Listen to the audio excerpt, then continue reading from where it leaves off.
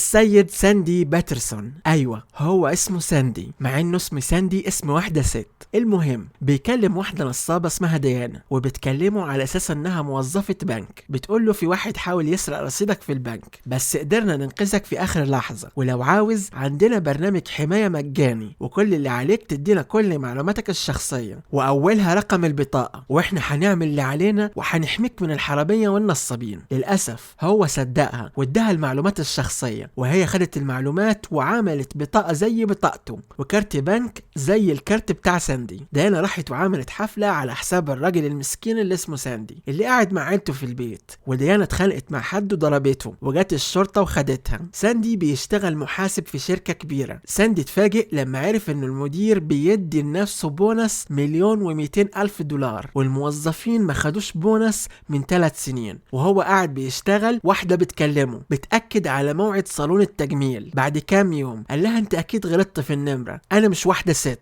وانا عايش في دنفر وانتوا في فلوريدا. وفي الباركينج قابل صاحبه دانيال ومعاه كام موظف، وقال له الشركة بتكسب كتير ومفيش زيادات ولا بونص، واحنا هنعمل شركة جديدة وانت هتبقى نائب المدير وهديك 5 أضعاف مرتبك. ايه رأيك؟ ساندي في البداية كان متردد، بعدها غير رأيه وراح معاهم. بعدها راح يفرح مراته. وفي الوقت ده ديانا كل ما حد يسألها اسمك ايه تقول اسمي ساندي، وبتشتري كل حاجة ومش حارمة نفسها من حاجة. طبعا ما هي مش فلوسها، فلوس ساندي الغلبان. ديانا شافت عيلة سعيدة بتتصور مع الجيت سكي، اشتريته عشان ما يتصوروش معاه، واشترت كرسي المساج. ديانا هتخلص الرصيد في كل الكروت بتاعت ساندي، وكمان هتاخد سلف. ساندي كان سعيد انه هيتنقل نقلة كبيرة في حياته المهنية. ساندي بيعبي بنزين والكارت اترفض، وكلم الراجل اللي بيشتغل هناك اللي قص الكارت وقعد يتريق عليه ويقول له يا ساندي ما تدفع الفلوس اللي عليك. ساندي استغرب لانه ما خدش دين من البنك وحسابه فيه فلوس كتير، وكان متأكد انه ده غلط من البنك. ولما كلمهم قالت له انت سحبت 12,000 دولار النهاردة الصبح واشتريت جيت سكي في فلوريدا. قال لها اكيد في حاجة غلط، انا في دنفر والنهارده الصبح كنت نايم، وبعد شويه الشرطه وقفته وخدوه الاسم. والمحقق قال له انت عملت ايه؟ ما دفعتش الفلوس اللي عليك للبنك وكمان بتضرب الناس؟ ساندي قال له مش انا، ده اكيد حد تاني عمل كده. المحقق كلم الشرطه في ولايه فلوريدا وتاكد انه ساندي ما عملش حاجه غلط، واللي عملت كده واحده اسمها ديانا انتحلت شخصيه ساندي واستغلت ان اسمه اسم واحده ست. المحقق قال له المشكله انه ديانا في ولايه تانية، والقضايا اللي زي دي بتاخد من 6 شهور لسنة لحد ما يمسكوا المجرم. صاحبه دانيال قال له انت صاحبي وعلى عيني وراسي، وانت احسن واحد يقدر يساعدني في الشركة، بس لو ما حلتش المشكلة دي انا هرفدك. ساندي فلوسه كلها اتسرقت وكمان مديون وهيترفد، وقال لصاحبه انا هجيب الست اللي اسمها ديانا، والشرطي قال له انت لو جبتها انا هوديها السجن وهقفل القضية. ساندي عشان يعرف مكان ديانا كلم صالون السيدات اللي كلموه النهارده الصبح، وعرف ديانا امتى هتروح الصالون، وجهز نفسه وودع مراته والعيال وسافر. ساندي واقف قدام الصالون وبيستنى ديانا اللي خرجت ولحقها، وبعد شوية انتبهت عليه، زودت السرعة ووقفت فجأة وخبط العربية. ساندي نزل وقال لها الغلط مننا، اديني بطاقتك عشان اديها لشركة التأمين. ولما شاف البطاقة معرفش يمسك نفسه وقال لها يا حرامية انا ساندي الحقيقي، وقعتي انا هاخدك معايا وهسلمك للشرطة. ديانا ضربته. ساندي كان متوقع انها ست ضعيفة، بس كانت قوية وذكية، وخدت معاها مفتاح العربية الإيجار وخدت عربيته، وقبل ما تهرب خبطت العربية وخربتها. ديانا نسيت ورقة الإيجار في العربية، وساندي شافها وعرف هي ساكنة فين وراح بيتها. حاول يمسكها مرة تانية بس ضربته كمان مرة وقعدوا يتخانقوا. بعدها حاول يقنعها تيجي معاه تكلم مديره عشان ما يرفدوش ومش هيسلمها للشرطة، وقال لها عندي سؤال، انت ليه عندك الحاجات دي كلها؟ قالت له دي أعمال خيرية، أنا بساعد الأطفال. وبعد شوية ظهر 2 من عصابة. ديانا ضحكت عليهم وضربوا نار، وديانا خدت ساندي وهربوا من الباب اللي ورا. وهم في السكة ساندي قاعد يقنعها انها تيجي معاه، بس حاولت تهرب وقال لها هكلم الشرطة، انا عايزك تكلمي مدير عشان ما ترفتش ومش هجيب لك الشرطة. ديانا وافقت تيجي معاه، المهم من غير البوليس. ديانا شغلت الراديو وبتسمع مزيك، وكل ما تسمع اغنية بتغنيها. في واحد اسمه سكيب بيشتغل باونتي هانتر صيد جوايز وبيدور على ديانا، وراح الصالون يسأل عليها. ساندي تعب من السواقة وراحوا يتعشوا وهيقضوا الليلة في الأوتيل. وفي الليل ديانا استغلت الفرصة وقفلت باب الحمام على ساندي وخرجت وركبت العربية. تليفون ساندي بيرن، بنته بتكلمه. ديانا ردت وسمعت صوت بنته وضميرها بيأنبها وقعدت تعيط. وبعدها رجعت الأوضة.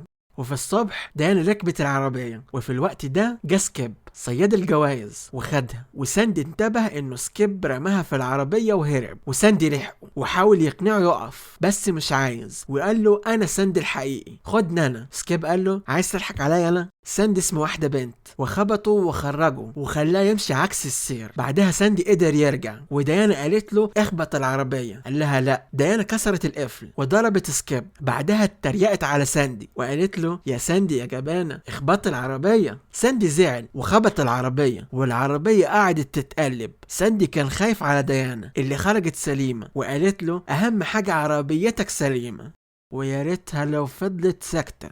وقالت له يا خسارة النضارة كانت فيها. بعدها خدوا عربية سكيب وربطوه فيها. ديانا لزقته مش ربطته. مشيوا شوية بس العربية عطلت، ولأنه الشرطة بتلحقهم سابوا العربية وهيدوروا على حاجة تانية توصلهم، وقعدوا يمشوا في السكة. بعدها دخلوا الغابة وفي حية لدغت ساندي. ديانا شالته وودته أقرب محطة إطارات، ولما صحى اتفاجئ إنها ساعدته وما هربتش. ساندي اكتشف إنه المحفظة والموبايل ضاعوا في الغابة ومفيش فلوس. يرجعوا ازاي؟ ساندي قرب يستسلم بس افتكر انه مخبي شوية فلوس في الشراب، واشتروا عربية وكملوا سفر. ديانا بتتكلم كتير وساندي حاول يسكتها. محدش راضي يديني اللايك، محدش راضي يديني اللايك. ما تديني لايك يا اخي.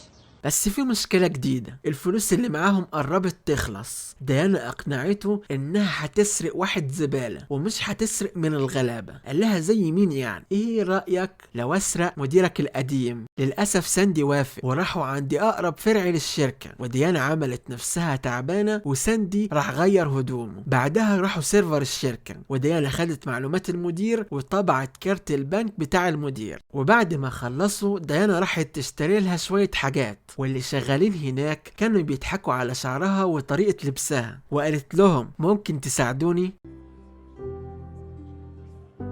ساندي قال لها شكرا لانك ساعدتيني. طول عمري وانا شخصيتي ضعيفة، انا اتعلمت منك انه لازم يبقى عندي شخصية. قال لها بالمناسبة انت ايه اسمك الحقيقي؟ قالت له معرفش، انا معرفش اسمي الحقيقي ايه. اهلي رموني قدام الاسم وعشت في ملاجئ كتير وكل مرة بيغيروا اسمي. طفولتي كانت صعبة، مفيش حد علمني ايه الصح وايه الغلط، مفيش حد بيهتم بيا، عشان كده مش فارق معايا حد. حتى انت عايز نخرجك من المشاكل اللي انت فيها، انا مش فارقه معاك، انا هفضل وحيده طول عمري ومحدش بيسأل عليا. واخر حاجه عايز اقولها لك، انت حمار، انا اللي بعمله غلط، بتعمل زي ليه؟ جت الشرطة وخدتهم هما الاتنين. ديانا حاولت تدافع عنه بس مفيش فايدة، وهما في الاسانسير العصابة كانت معاهم. العصابة راحوا العربية ولقوا سكيب مستنيهم اللي ضرب نار عليهم وحطهم في صندوق العربية. سكيب بيلحق عربية الشرطة اللي فيها ساندي وديانا اللي فكت الكلبشات وكسرت ازاز العربية، والشرطي عمل حادثة وما قدرش يخرج من العربية وبيجروا على الجسر. ساندي وقع على الارض وسكيب كان هيخبطه بس ديانا انقذته واغمى عليها. ساندي كان خايف عليها، ديانا ما يتخافش عليها. قامت ونزلوا من باب العمال وسكيب اتمسك والعصابة كمان. واخيرا وصلوا العربية وقال لها شكرا انت انقذتيني. قالت له لا، انا اللي وقعتك في المشاكل دي كلها. وقالت له لو سمحت انا مش عايز اخش السجن. بعدها كملوا الرحلة وهم في السكة. ساندي خاف لما شافها نايمة وعينيها مفتحة. واخيرا وصلوا البيت. ساندي شاف مراته والعيال وعرفهم على ديانا وقال لهم انها هتبات معاهم الليلة. وعلى العشاء ديانا قالت لمراته بيتك جميل، وقعدت تهزر مع العيال والاطفال شكلهم بيحبوها. ديانا راحت تكلم مراته وقالت لها جوزك دايما بيتكلم عنك وعن العيال، ساندي بيحبك. مراته اتأكدت انها واحدة طيبة وتستاهل الخير. وساندي كان زعلان لانه هيترفد من الشغل لانه مستحيل يغدر بيها. وساندي راح يطمن عليها، وفي الصبح راح يكلم ديانا بس لقاها مشيت. وهو ما زعلش لانه ما كانش ناوي يسلمها للشرطه. ساندي راح الشركه وقال لهم انا اسف ما قدرتش اجيبها معايا، اعملوا اللي انتوا عايزينه. دانيال قال له بص هناك، ديانا سلمت نفسها. ساندي سأل المحقق اللي قال له ديانا اعترفت بكل حاجه، كمان اعترفت انها سرقت كارت المدير القديم وانت مالكش دعوه بحاجه، مبروك انت بريء. ساندي قال له ممكن اكلم ديانا؟ وقالت له في الاول ولا في الاخر اكيد هيمسكوني. قال لها الصبح انت مشيتي ليه؟ قالت له لاني كنت متاكده انك مش هتبلغ عني، وقبل ما امشي انا فعلا حبيت الرحله دي. دانيال قال له مبروك يا نائب المدير. وبعد سنه عيد ميلاد ساندي طفوا الشمعه، بعدها خرجوا بسرعه راحوا عند ديانا يزوروها في السجن وبتلعب مع العيال. بعدها قالت لهم عن درجاتها لانها هتكمل دراستها. البنات ودعوها وساندي حضر لها مفاجاه، شهاده ميلادها الاصليه وعليها اسمها الحقيقي دون بادجي. قالت له بصراحه اسمي مش جميل خالص، مش مشكله، المهم انا عارفه انا مين، شكرا على كل حاجه. يا ديانا يا ديانا علي، كلها كام سنه وهتخرجي حسن سير وسلوك.